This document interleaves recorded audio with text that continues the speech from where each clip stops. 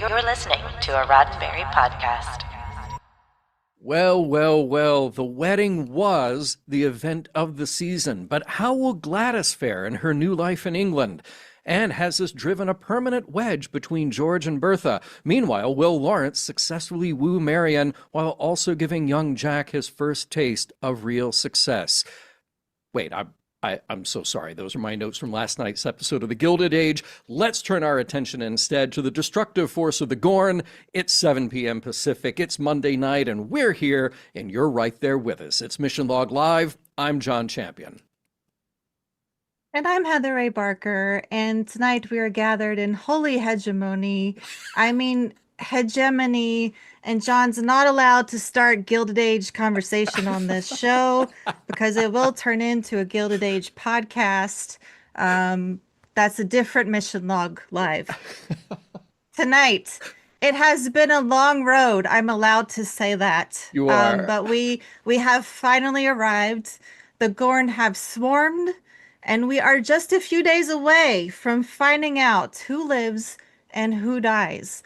But first, tonight, we are revisiting Hegemony Part 1 in anticipation. What? Oh, I'd say every time I wrote that in my notes, in my head it was hegemony.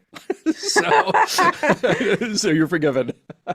Okay, it's hegemony. Yes. And it is wild to me that it has been 2 years, and I am completely putting that aside because in my imaginary worlds, I watched it again today.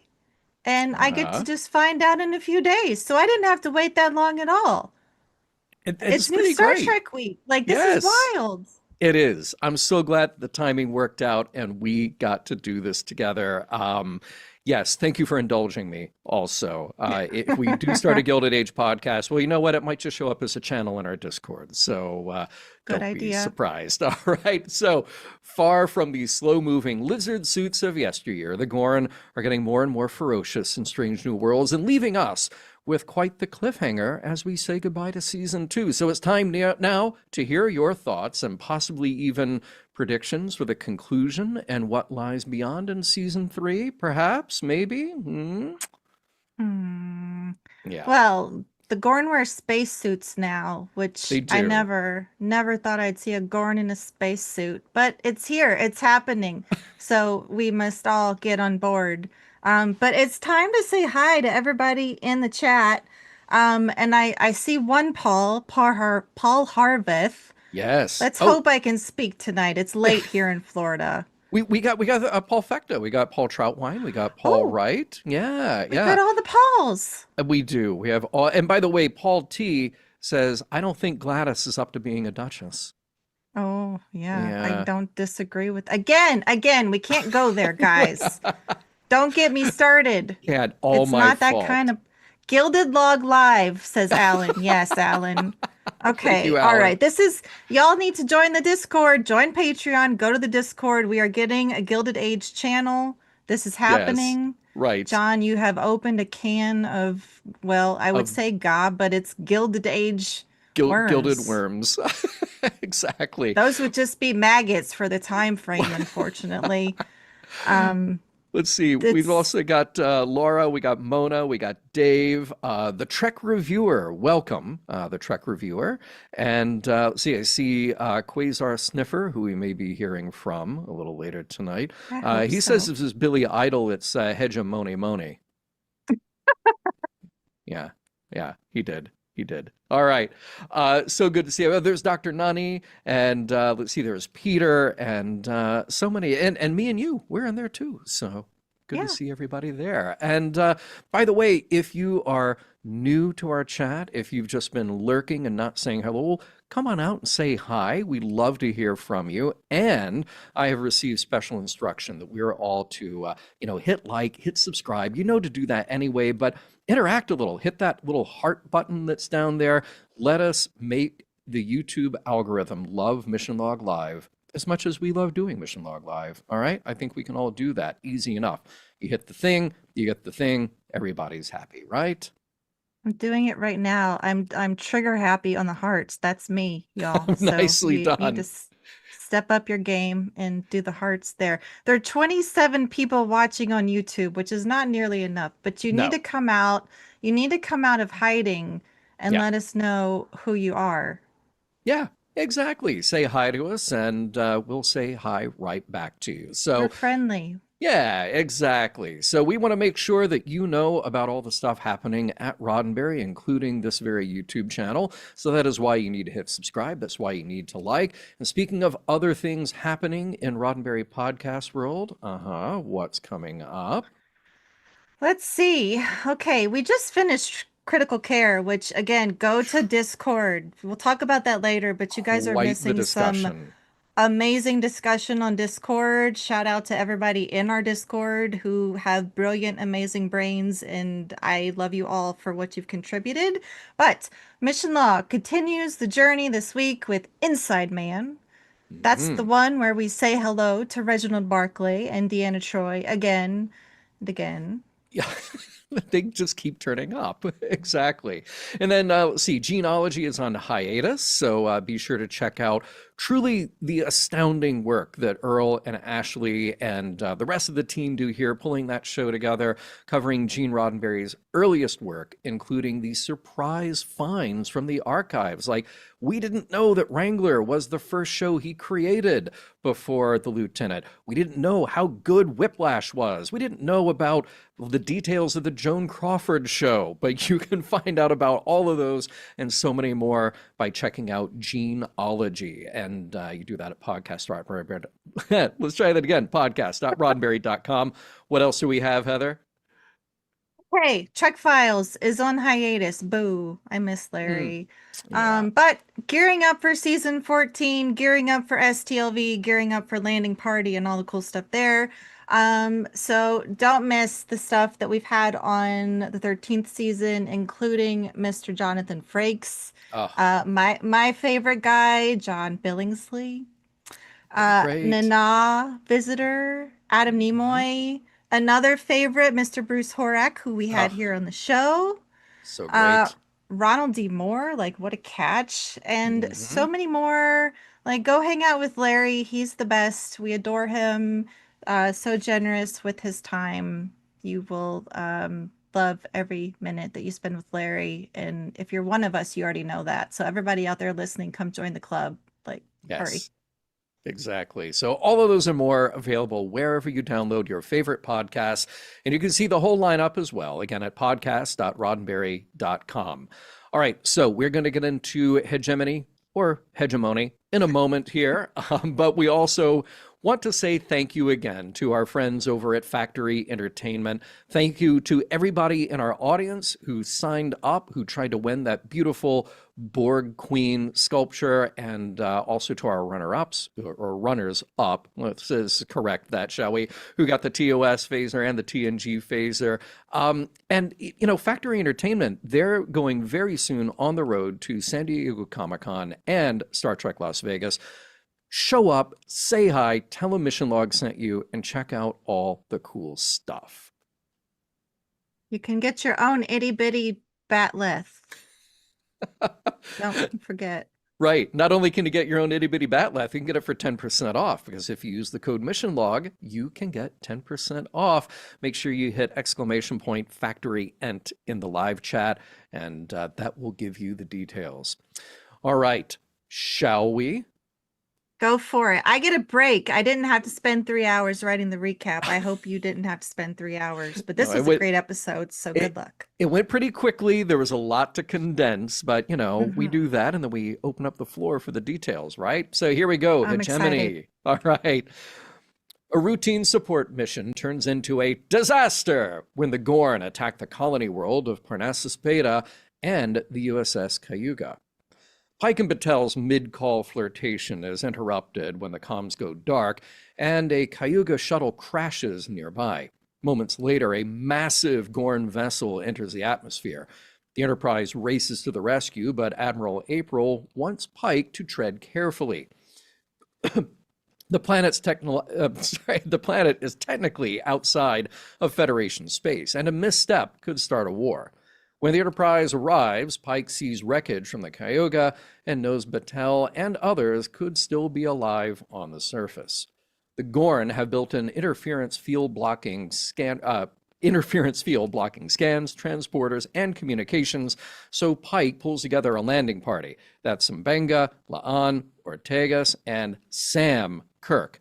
They take a shuttle disguised as debris through the Cayuga wreckage and avoid detection. Meanwhile, Spock becomes obsessed with scanning for life signs aboard the Cayuga, holding out hope for Chapel. On the surface, Pike and company dodge younglings, stumble across a trap laid for the Gorn, and meet its builder, Lieutenant Montgomery Scott, who crash-landed there after fleeing another Gorn attack. Hey, it's Scotty!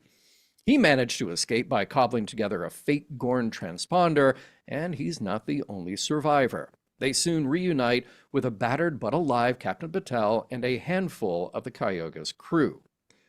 Scott and the crew figure out that the Gorn might be drawn to certain stellar events, which could be used against them. He also believes that he can recreate the transponder, but only if he can salvage equipment from his crashed shuttle. Meanwhile, Spock and Uhura identify the Gorn's jamming tower on the far side of the planet and hatch a risky plan: crash the Cayuga's saucer into it. Spock suits up to plant retro rockets, but finds an adult Gorn lurking on Cayuga's bridge. Just in time, Chapel, who miraculously survived the wreck, shows up, and together they manage to kill it before being blown clear across the wreck and eventually beaming back to the Enterprise.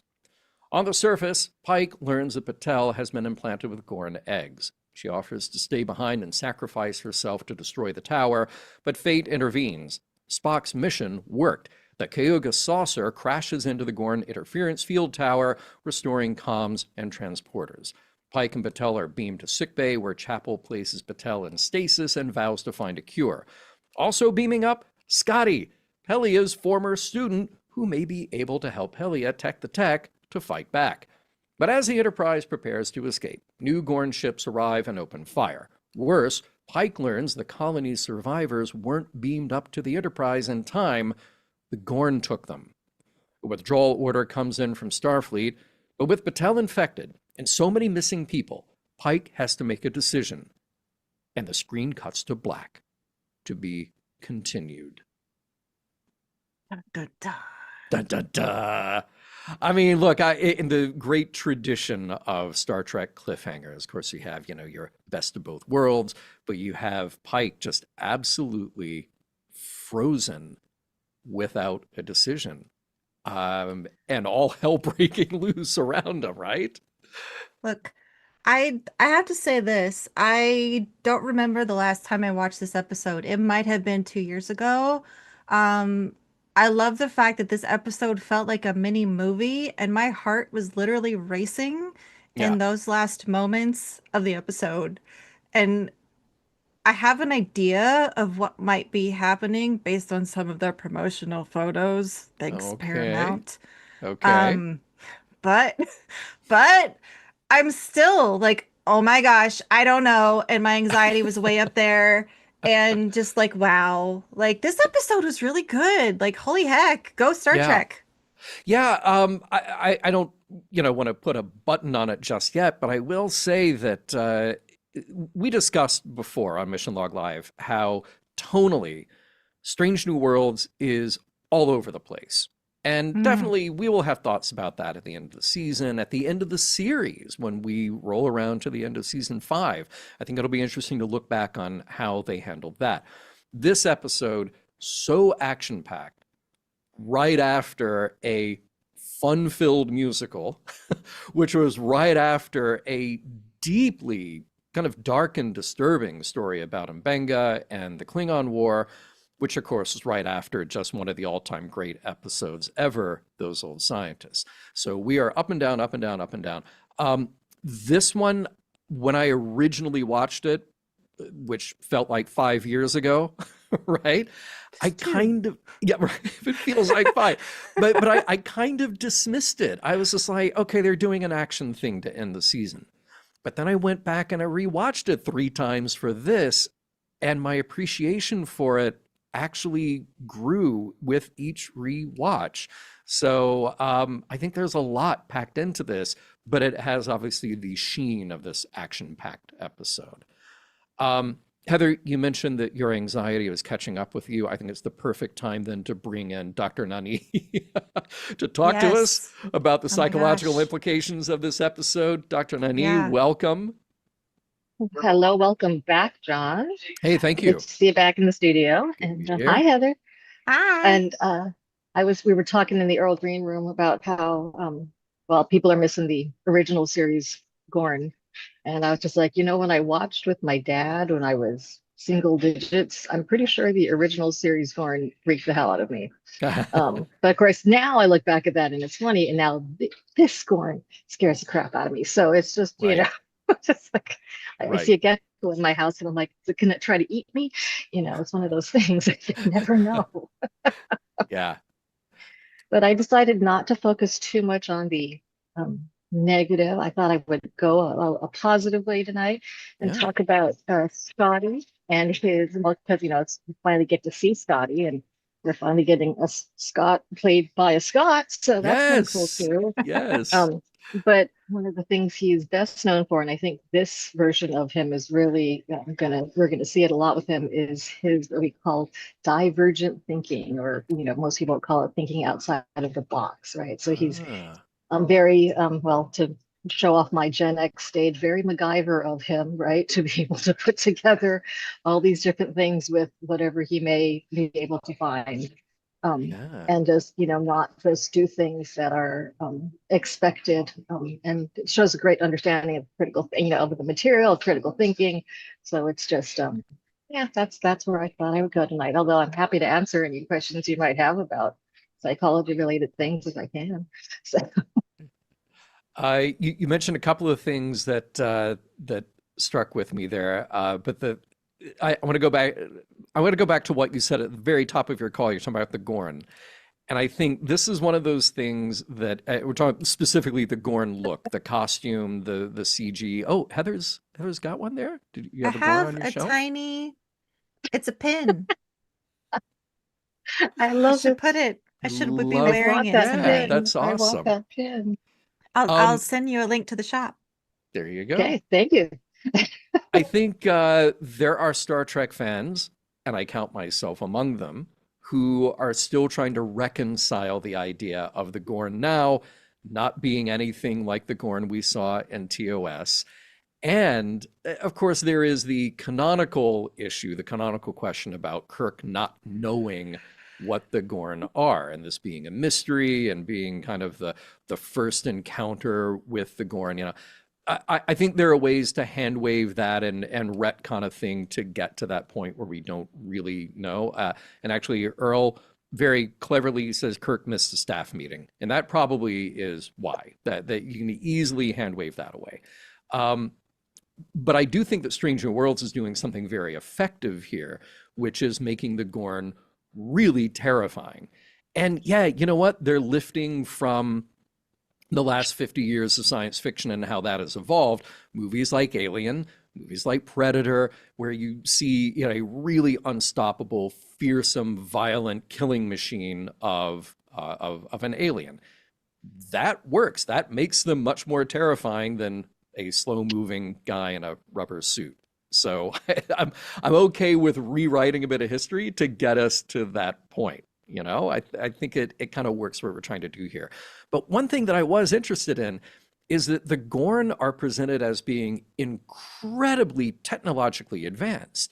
You look at this beacon that they're able to build, you look at this mothership that shows up hovering in the sky. That thing is massive. They are able to deploy their ships very quickly. What we're not seeing is Gorn scientists. We're not seeing Gorn builders. We're not seeing the Gorn who have to sit around and think of new and interesting ways to terrify their prey. What we're seeing is Gorn who are sort of feral and just jump out and kill whatever is near them. And I'm wondering, do either of you think, are we ever going to make contact with the Gorn in the way that Pike is hopeful about? Or are they just beyond that or not interested? My guess, considering that Kirk isn't supposed to know who they are, or know much about them, that we're not going to get to see the rest. We're not going to get to see the scientist Gorn or try to have some sort of diplomatic meeting with them. And I just kind of figure that, there are the ones that are the ones that can kill everything around them. They eat all. And then there's probably the ones, someone's got to build a ship, right? So Yeah. Somebody's got kind to of like the like Orions. somebody's Yeah, got to get well, out of slide rule, make blueprints. look, we had a Gorn in a spacesuit, so a Gorn is smart enough to put on a spacesuit and do things on the ship. Is they're clearly intelligent Gorn. I'm sorry, Right. but Alan is asking where the Gornacologists are. I love you, Alan. You're just the best. I will say, look, my issue is not so much with how the Gorn have been changed. Although I think they're very like Jurassic Park alien because their sounds are very Hmm. dinosaur to me, especially when I've got my like headphones in and I'm listening. Is that like we lack the fact that, when Kirk met them in Arena, he recognizes immediately that they're intelligent and has a respect for that intelligence. And we have Pike, who's just like a monster is a monster. And Hmm. in our Discord, we talked about the fact that that comes from Akiva Goldsman, like wanting to put that out there and say that sometimes monsters are just monsters and there are evil people in the world, essentially. Hmm. And so I was really happy. I did remember Pike saying somewhere in this season that like maybe we should like reach out to the Gorn and I don't know, treat them in a way that is not just vilifying them. But we don't really like he says that and he mentions hope, but we don't really see that in this episode. I'm hoping that we see it in season 3 or 4 or 5. Like I really need that Yeah. personally for the Gorn to work for me. Otherwise, I still don't really understand why we had to bring the Gorn back for this instead of just reimagine or instead of introducing something else. I think it's great. I love that they're scary. It reminds me a lot of how J.J. Abrams re-envisioned the Klingons because I Hmm. thought those Klingons were like, I'm sorry, but like TNG Klingons never scared me. Yeah. J.J. Abrams Klingons scared me. Discovery Klingons scared me. Sure. These Yeah. Gorn scare me. Yeah. I get that, but I just it's the lack it's the lack of that Starfleet acknowledgement that they are sentient beings with intelligence that deserve to be treated with curiosity. Like the unknown deserves that respect instead of vilification. And so that is what I am looking for Pike and the crew to essentially do is to approach them with that respect. Like I get that, yeah, they seem like a huge threat. They're laying their eggs in us. God forbid something happens to Batel and everybody else. But at some point, like we need to avoid the war by reaching out to them Yeah. and like trying to find some way to communicate. And that's the thing. Isn't that They have to communicate. They have to communicate in some way to build ships and do all these very advanced things that they do. By the way, if you're like me and you watch the subtitles for everything and prep for the show, Gorn, every time you get the subtitle for the Gorn, it says, what, clicking and chirping? Is that it? Yes. Yeah. It's like Yeah. Velociraptors. They are. Jurassic They are. Park. Exactly. Yeah. Oh, it says, sorry, clucking, growling. Clucking, growling. That's what they do, clucking, growling. Yeah.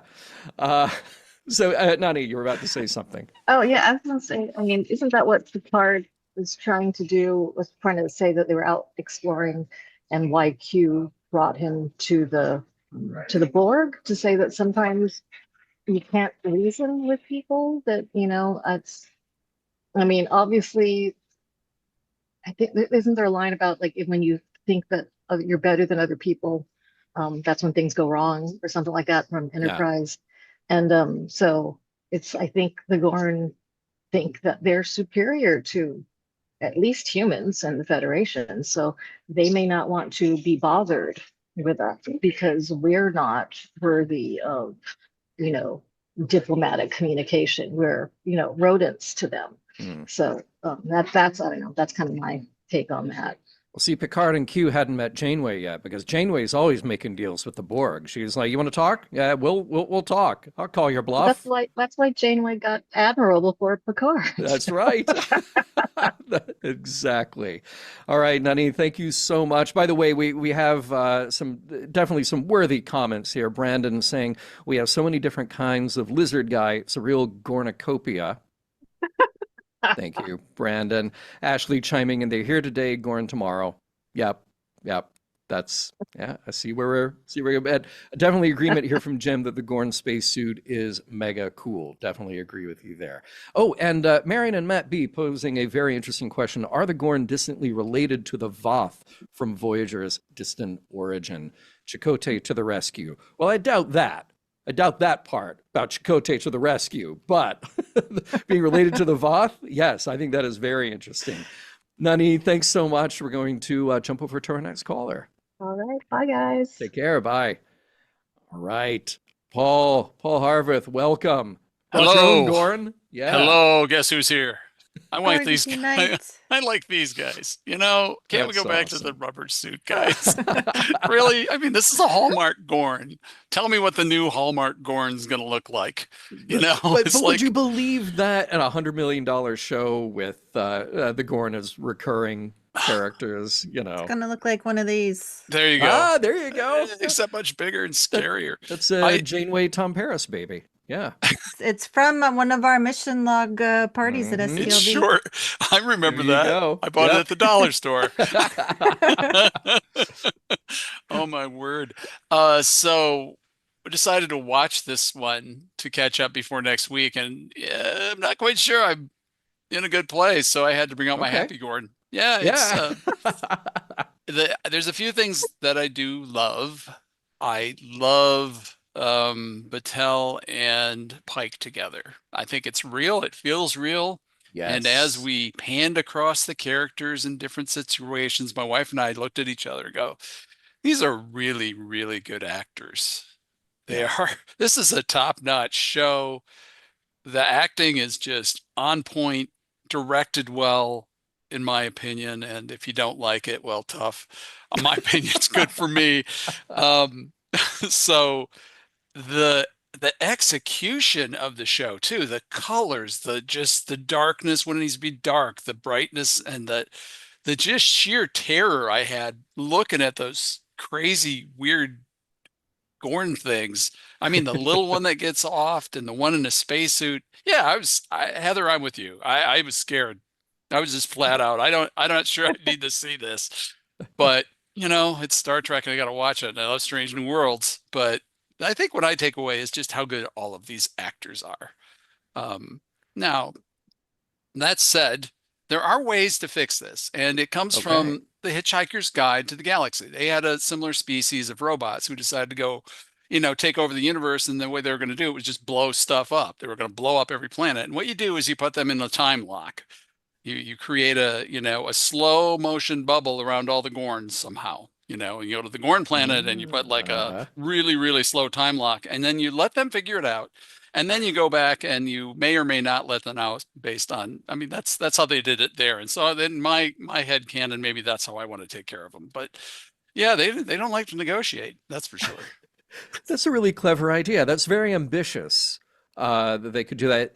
They could also possibly, you could call in the Emperor from Star Crash, and they could halt the flow of time for at least long enough to solve this problem. So I'm calling it now for a Strange New World Star Crash crossover episode. Maybe that's how we'll get out of it in the next episode.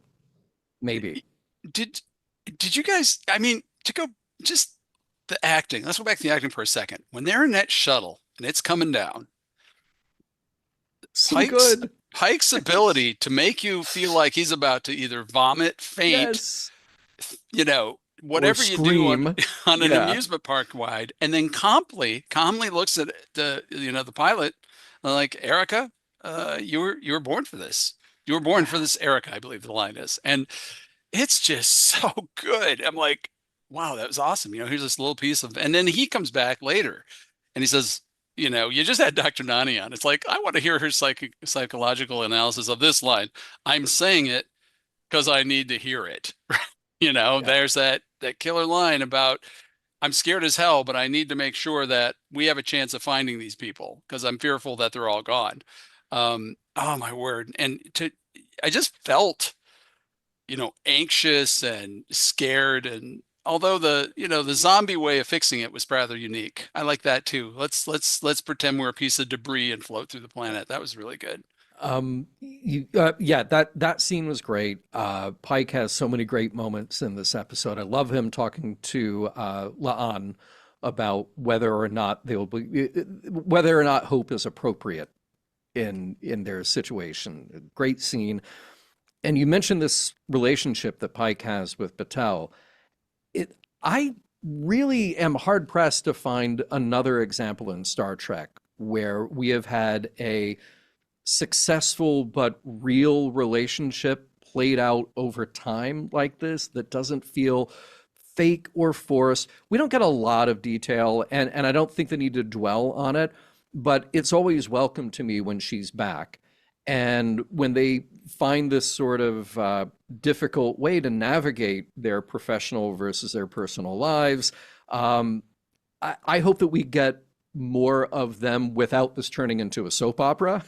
But I hope we get more of them in the next couple of seasons because I'm really curious to see where they can take and how they define this relationship. I think there was awfully cool. Kirk and Butler, the dog.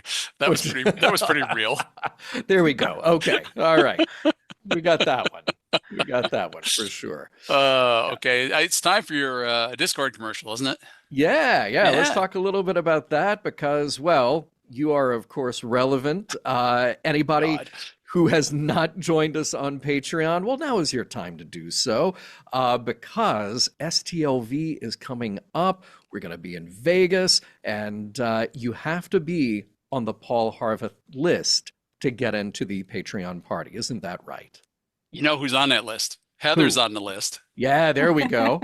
I believe our own Holly and Dr. Nani is on the list. Dr. Nani is on the list. Right on. So to be on the list simply means you're coming to Vegas and you know about the party and you've asked me and I put you on the list. Somebody's got to have a list. Might as well be me.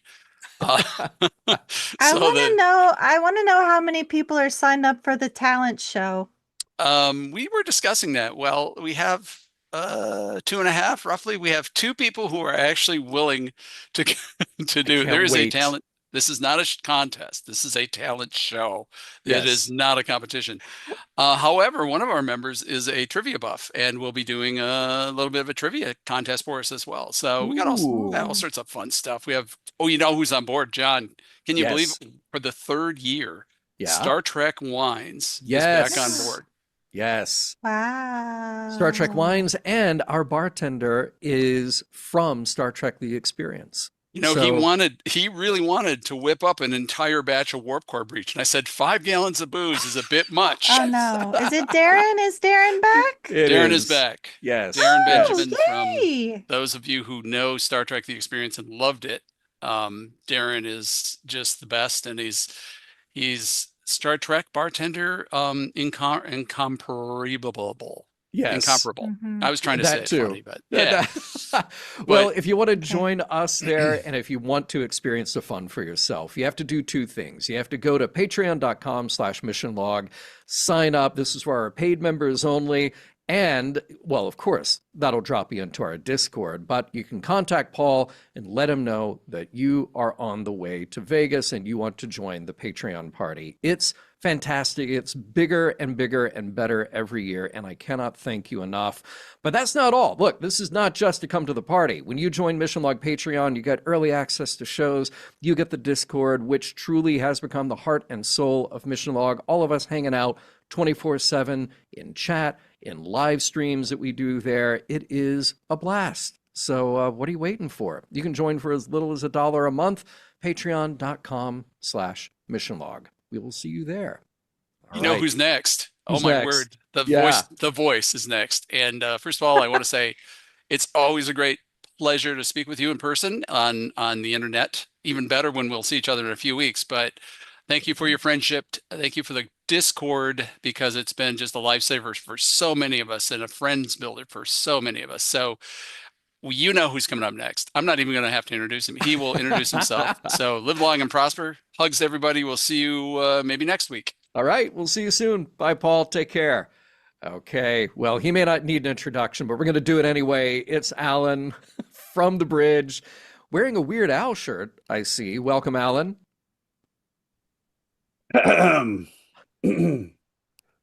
Here they come now, the Gorn hegemony.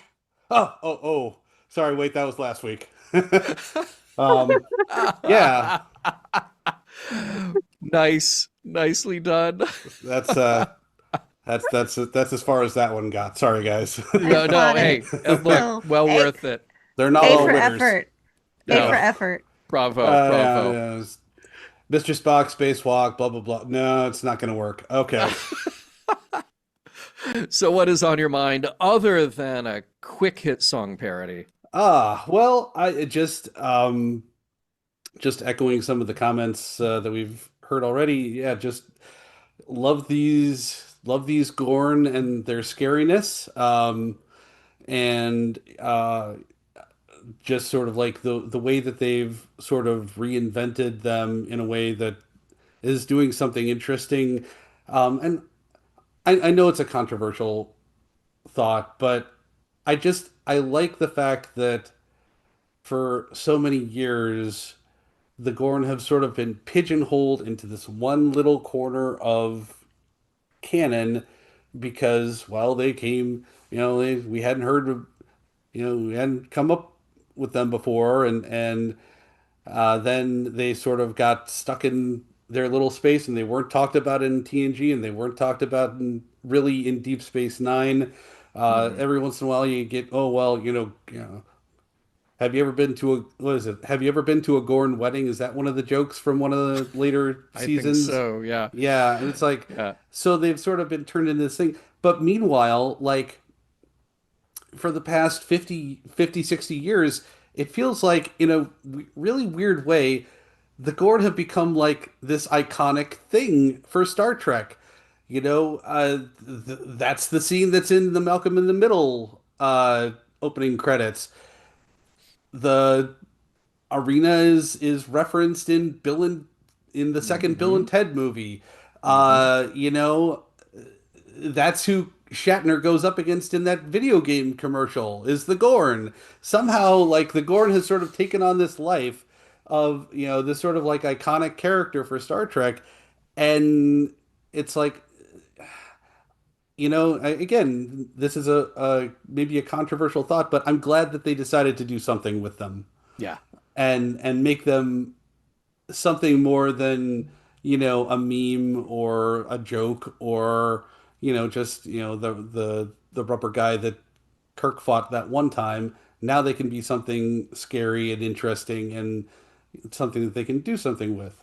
Other thoughts, I've been trying to come up with some sort of relevance for Parnassus, Oh, yeah. other than being they're the home it's the home of the muses in Greek mythology.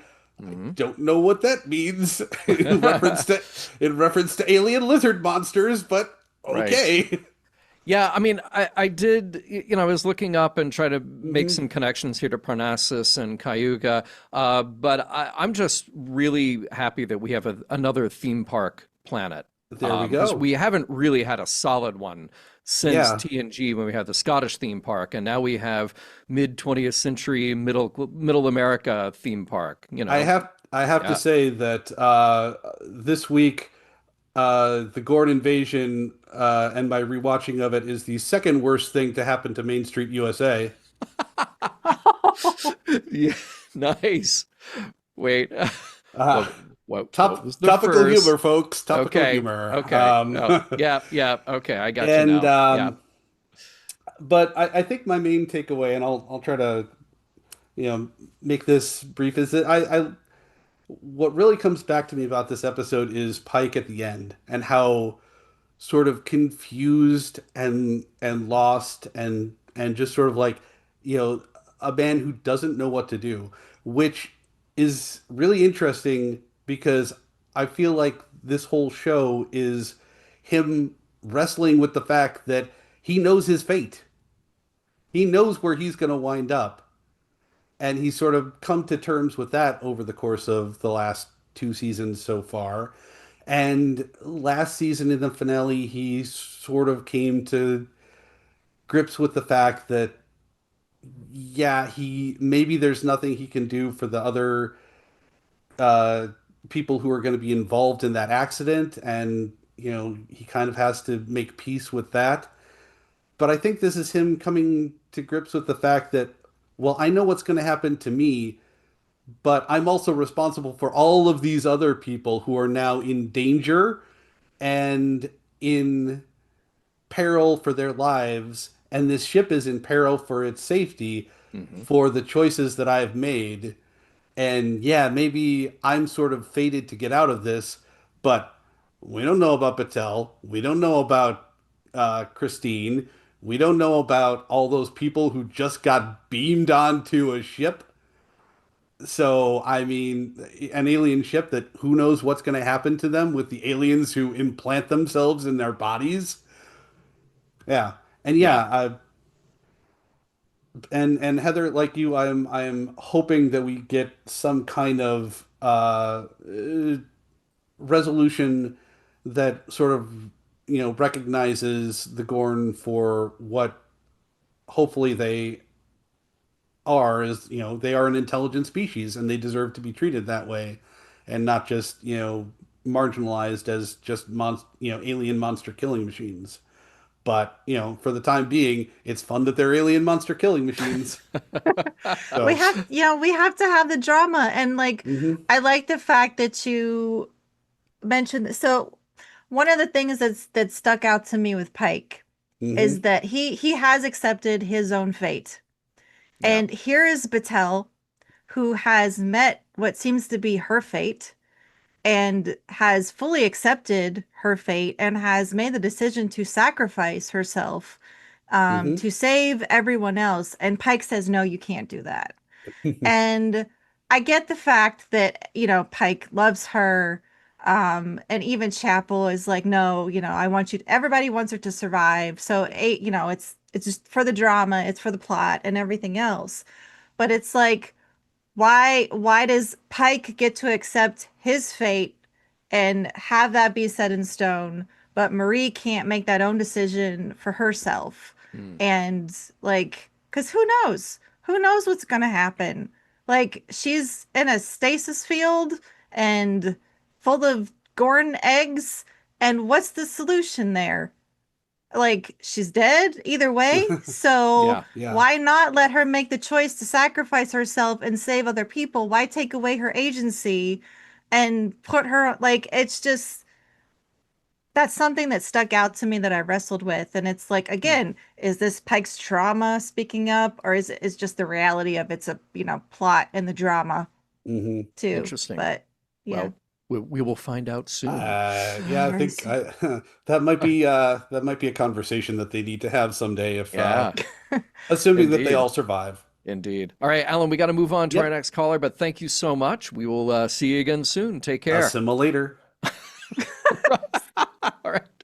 John Arminio, welcome to the show. How's it going Hi. tonight? Oh, Hi. it's going great now that I'm talking to you both. So thank Oh, you. good. Okay. Well, pleasure to see you. And what's on your mind? I'm gonna make some wild connections to this episode. Yes. Love it. All right. So just by coincidence, I watched for the first time the 1950 Delmore Daves Western Broken Arrow starring Jimmy Stewart. Ooh.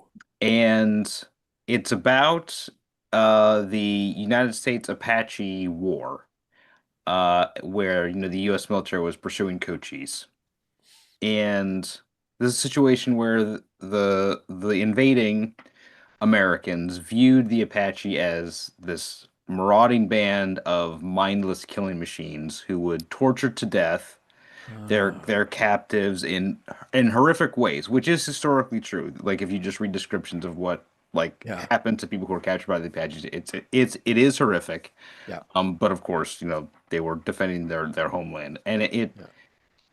The movie is about Jimmy Stewart's character, a former military scout, taking it upon himself to learn the Apache language, to learn how they communicate, to learn their customs, to then go and negotiate with them on their own terms.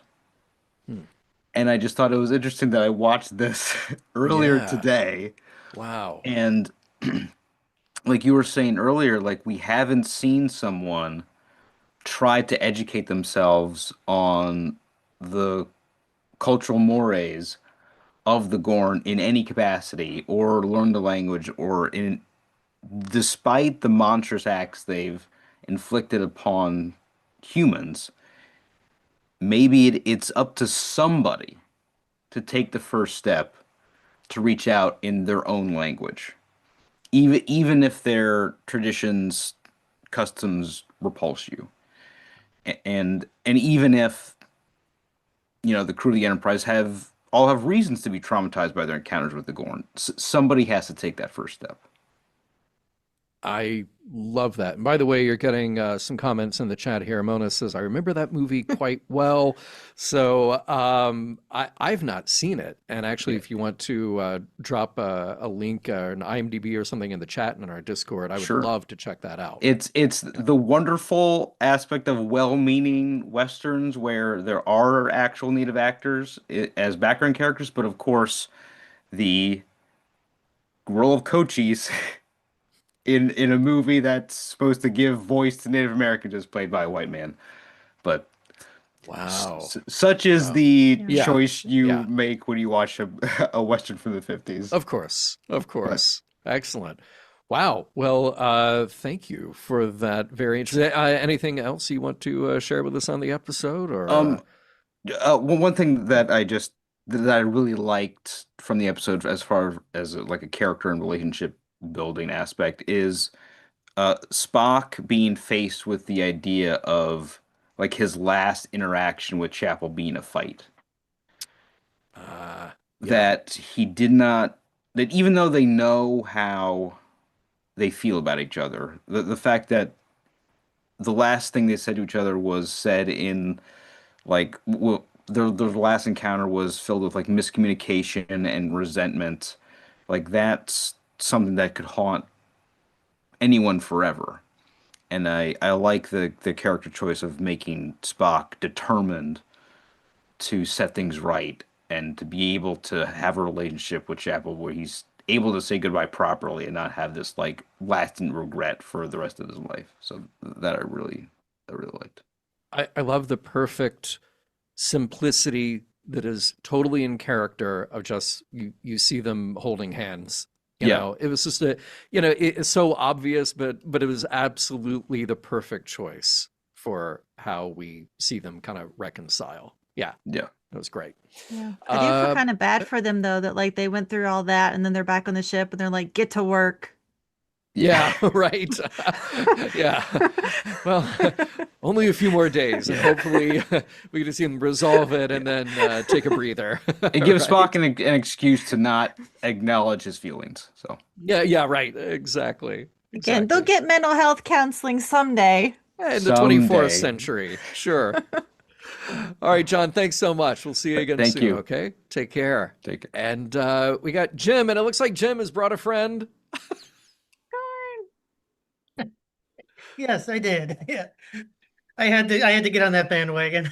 Perfect. I'm so glad that we are so thoroughly Gorn represented tonight. So Yeah, we're going Gorn is heavy falling is what we over. are. yeah, Gorn heavy show. What's on your mind? I liked how this episode kind of like, and it's already been established throughout this series that it's done it. It kind of like put existing backstories and character relationships in like a whole new aspect. Sometimes not for the better. Like we learned Scotty knew about the Gorn, which is Right. something that we didn't know. We didn't know in Arena because just Yeah. based on what James Doohan knew at the time, Yeah. he was acting like he didn't know who the hell these creatures were. But in truth, the character did know. Right. Right. And then we've discussed the Spock Chapel thing to death by now. Yeah. Well, see, Spock and Chapel, the thing that I like about a show like this is when you can heighten the sort of interpersonal drama, and then you go back and you rewatch TOS and you go like, oh, okay, this unrequited love, this thing that they have that would force somebody to throw a bowl of soup,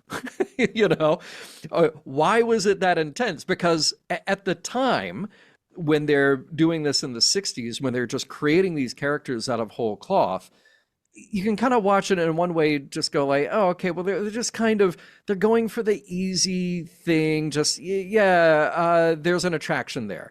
And they're kind of going for this other easy thing. Well, it's difficult, and Spock can't really go there, so we won't ever resolve this with Chapel. Then you rewind several years with Strange New Worlds, and you go, okay, well, this is Spock at a different point in his life, and they actually had a much more intense relationship, and they were actually to express some of these feelings to each other, awkward and difficult as they were. But then that really informs what you see in TOS. Yeah, and it doesn't always put it in a good light either. Right, exactly. But it makes it much more real, much more human, I guess, for lack of a better word.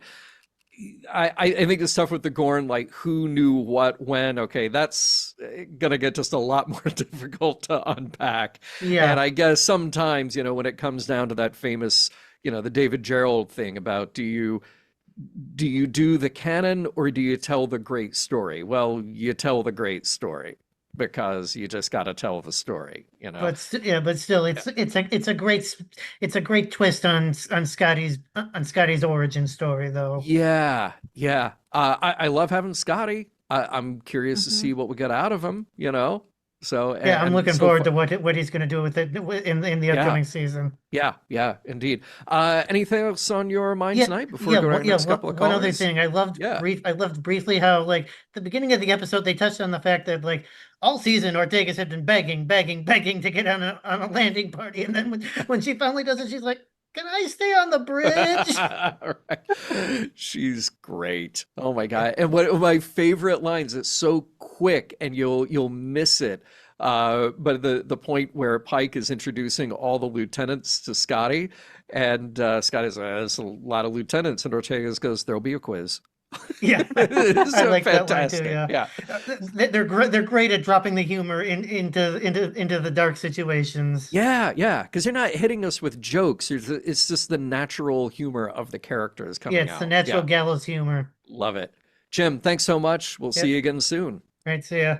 All right, be good. Hey, let's welcome Laura. How's it going tonight, Laura?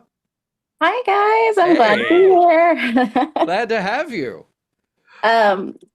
First, I was grateful. I didn't realize until last week that you guys were going back and doing the last episode. So good on you guys. Thank you. And I was able to prepare myself for the new season. Right on. Good. Did you rewatch all of season 2? Well, unfortunately, I only watched episode 9 twice in my life so far. So the others, yes, Fair. Of course. Yeah.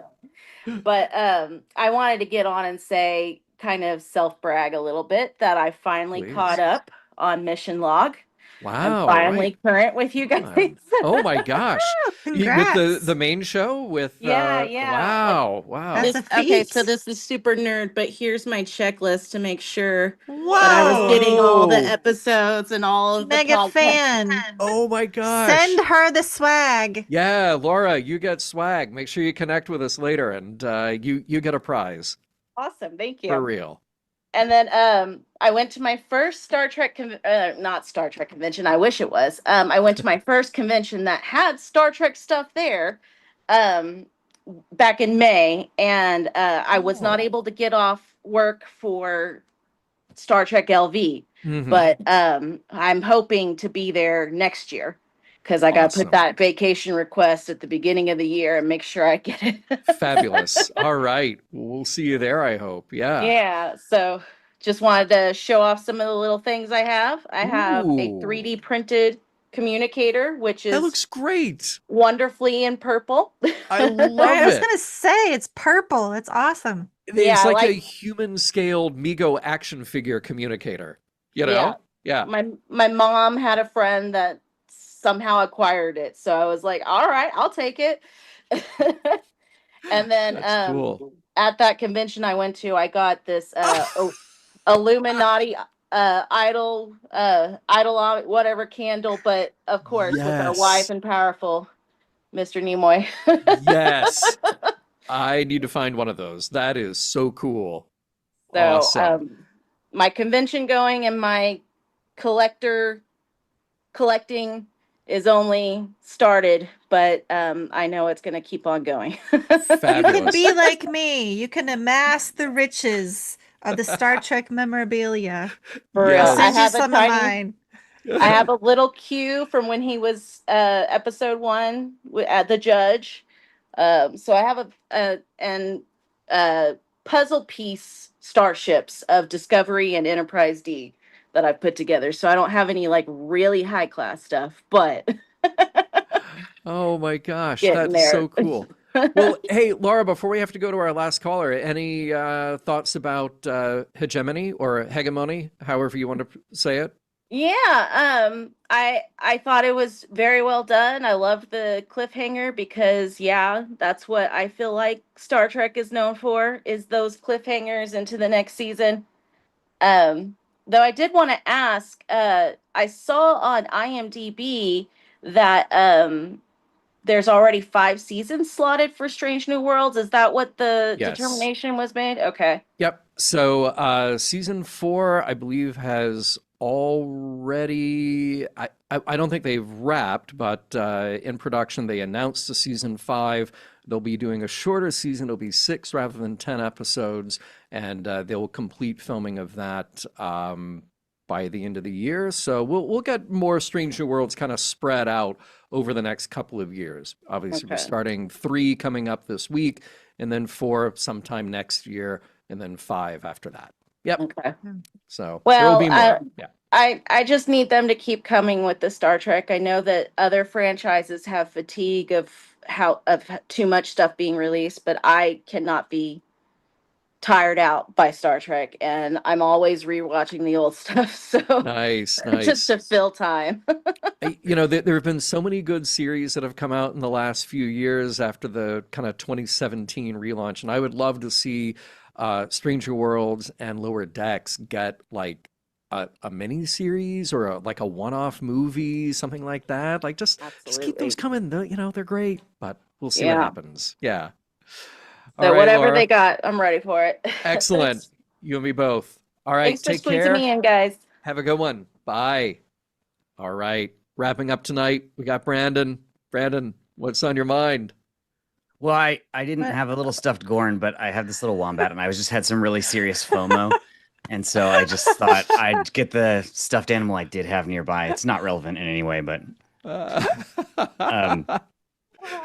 Excellent. Wombats are welcome, along with they're the Gorn. great. I need to send you. I have an extra tardigrade. I need to send you. I There love you it. go. Yep. Okay, we'll connect. I'll send you a tardigrade. Thank you. I There love you that. go. There you go. Okay, so I guess let's talk about Hegemony. Yeah. So this episode was well, I thought it was fantastic. It did Dread so well. I thought the destroyed Cayuga was amazing. It was such a gut punch to see. And when I went back and thought about it, the way that they set so much of this up was incredible. So the first shot of the episode sets us up because until you get that explanation from Captain Battelle that it's the Cayuga, you think it's the Enterprise. Yeah. And that puts you in a mindset, put me in a mindset for the rest of the episode that I had to consciously separate all of the things that I saw that were identical to the Enterprise, but just devastated. So I see that shattered Hulk floating in space, and that could be the Enterprise. Yeah. And it seems like it was just destroyed so fast too. Everything. I have a question. I have to interrupt you. No. So if it's a destroyed ship, it's not a hero shot. Is it the anti-hero shot? Like, what do you call it? Because it's a sad know. like. Mhm. But I was like, Yeah, because like I had the same. I was like, again, that is like movie quality shot. Yeah. But I was like, what do you call? Like, how do I reference this in my notes? So I didn't even Yeah. add it. But like, what do you call a shot like that? I don't know. That's a good question. I think the devastation shot, Yeah. maybe. Yeah. I don't think that's know. fair. Yeah. That's a good thing to call it. Okay, sorry to interrupt you. No, no, I no. just That's had to totally like. okay. Yeah, and it was really educational too. Besides making the Enterprise feel very vulnerable, and the scene on the bridge also, that was really like visceral, because not only was the adult Gorn terrifying, and the way that it died kind of like even for that, that Yeah. guy, I'm still like, that seems terrible.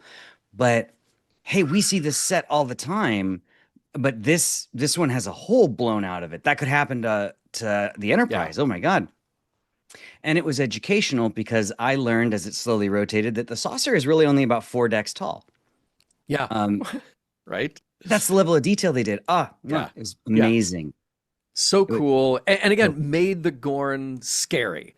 Like, because when you see the Cayuga, and exactly as you were thinking, I'm like, that could be the Enterprise. Oh no. Like, they're only a step away from that if the Gorn actually land their shots on the Enterprise. So, yeah. But on the other side of the coin, I bet if you guys had to guess what the pebble in my shoe was, I bet you probably could. No, I would just blurt it out. You tell us. Okay, I'll give you a hint. Okay. I'll give you a hint first. Have any of Pelia's students done well in her class? Scotty. Scotty did. Well, she did kind of. It sounds like it was with a qualifier. Great student, not great grades. Yeah. Oh. And so that was just the hint to what it was. I'm very ambivalent about the presence of Scotty. He's here, but as with every addition, like after the beginning of the TOS cast, I'm asking, does he need to be, and for how long? Is this show gonna sort of creep into being, watch how we get everybody into place for TOS? Because I don't want that. And I don't think you need it, because what you need when you're crewing a starship is just that, okay, decisions are made to put good people in their place. Like that's all. So I don't need an origin story for everybody. And honestly, if we just cap it with Scotty, that's fine. I'm very interested in Chapel and Uhura and this version of Spock. And let's spend more time on Pike and Una, because they're awesome. And let's get to know these new characters as well. Ortegas. Like La'an and Ortegas. Yes. So, because they're not part of TOS. Right. So we could really do anything we want to with them. Yes. So, I agree. Yeah. I don't need it to become TOS. And the more Scotties you have, the fewer Hemmers you're going to have. Yeah. And we've already had Hemmer. Scotty. Yes. We wouldn't have gotten Hemmer if they were like, let's put Scotty in at the beginning. So give me the Hemmers, give me the Ortegases. As Earl said, #Mortegas. That's right. Right. There we go. I'm right, still Brandon. waiting. I know. Yeah. All right, Brandon, thanks so much. We got to guys. split. Cheers until next time. Cheers. All right. Heather, any burning thoughts, any important points you want to make before we say goodnight? I'm just glad we don't have to wait a whole summer for the next the part 2. We only have to wait a few days. We just got a few days, and we get to see how this wraps up, and then a week from tonight we'll be here to talk about that wrap up. Wild. It's new Star Trek week. It is. All right, everybody, join us in watching new Star Trek Season 3 of Strange New Worlds, and then join us back here Monday night live to talk about it. Hegemony Part 2, I believe. With that, Mission Log Live is produced by Roddenberry Entertainment. Technical production on Mission Log and Mission Log Live by the integrative Earl Green. Be sure to visit podcast.roddenberry.com for the latest from Roddenberry Podcasts. If you'd like to support Mission Log directly, give us a look at patreon.com/Mission Log. Thank you to everyone who joined us live or later, and we absolutely look forward to seeing you all next week.